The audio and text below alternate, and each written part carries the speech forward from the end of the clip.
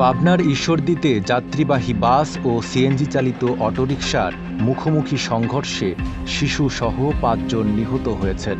এ ঘটনায় আরও ২ জনকে গুরুতর অবস্থায় হাসপাতালে ভর্তি করা হয়েছে। বিকেল ৫টার দিকে মুলাডুলি ইউনিয়নের বহরপুর এলাকার মল্লিক এগ্রো ফুড অ্যান্ড প্রোডাক্টসের সামনে এ দুর্ঘটনা ঘটে। তাৎক্ষণিকভাবে হতাহতদের নাম পরিচয় জানা যায়নি। ঈশ্বরদী থানা পুলিশের ভারপ্রাপ্ত কর্মকর্তা শহীদুল ইসলাম ঢাকা পোস্টকে জানান, দেশ জুড়ে তোলপাড় ওয়ালটন ফ্রিজ কিনে আপনিও হয়ে যেতে পারেন মিলেনিয়ার।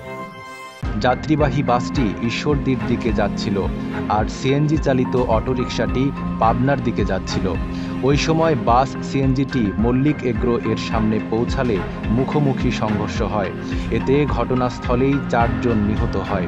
এ ঘটনায় আরও ৩ জন গুরুতর আহত হয়। তাদের আশঙ্কাজনক অবস্থায় প্রথমে ঈশ্বরদী হাসপাতালে ভর্তি করা হয়।